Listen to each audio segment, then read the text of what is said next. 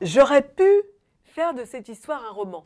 Il y avait tous les ingrédients, l'aventure, l'amour, le côté aventurière de Pauline quand même. C'est vrai qu'elle fait 4000 km en plein hiver sur un traîneau en battant quasiment les records de l'armée russe de vitesse en 1827-28, c'est quand même prodigieux. Le romanesque russe, l'exotisme russe à coups de samovar et d'église, tel n'était pas mon propos.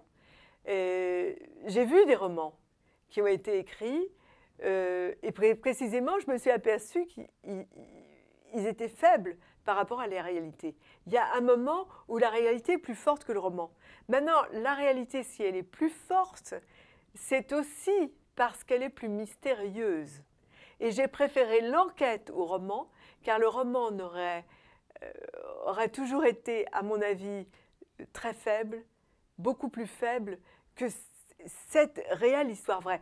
Mon propos était de me documenter assez en allant sur place, quand je suis partie dans cette enquête, pour comprendre pourquoi la vie, souvent, est plus forte que les romanciers. Et le romancier, à ce moment-là, doit faire preuve d'humilité.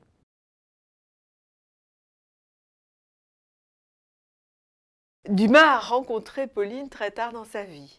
Il a écrit sur elle en 1841, sans la connaître, à un moment où il était à court d'argent, et parce qu'il a eu vent de son histoire, il a écouté comme il écoutait, c'est-à-dire qu'il en a pris ce qui l'intéressait, et il en a fait un roman à l'usage des midinettes sentimentales, vite fait, bien fait, sans trop se poser la question, sans même se poser la question de ce qu'elle était devenue.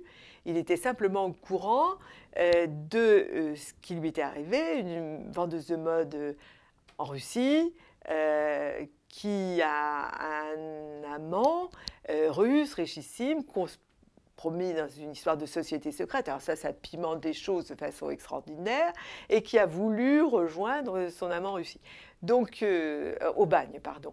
Et ce qu'il dit, c'est que le tsar a été vraiment très sympa avec elle, voilà, dans sa grandeur extraordinaire, Nicolas Ier l'a laissé partir, il a été bouleversé par sa romance, elle a traversé la Russie, elle a déjoué des attaques de loups et de bandits, et l'histoire se termine par un mariage sur un baiser.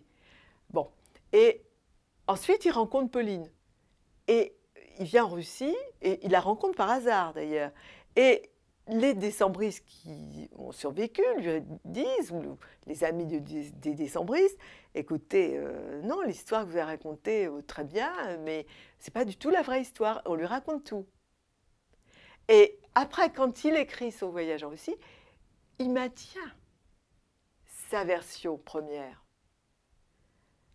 Alors ça m'a heurté. C'est vrai qu'il a raconté sa rencontre avec Pauline comme elle ne s'est pas passée. C'est un maître en autofiction.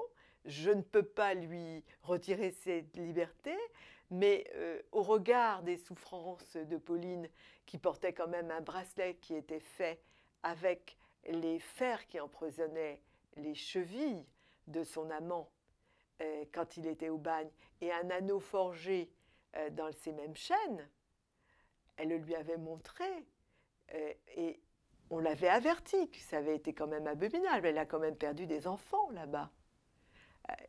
J'ai trouvé qu'il y avait une légèreté.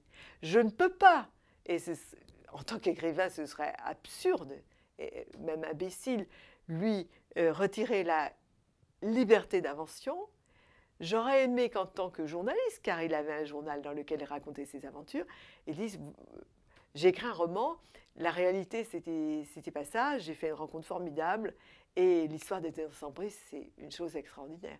Il ne l'a pas fait, peut-être parce que ça ne l'intéressait pas, peut-être parce qu'il ne se sentait pas de taille, ça aussi je peux le comprendre, parce que Tolstoï, le grand Tolstoï, a essayé de faire un roman sur les décembristes, il a abandonné au bout de 50 pages. Tellement il avait la conscience que cette souffrance, il fallait l'avoir approchée, ou peut-être avoir voyagé en Sibérie pour la comprendre.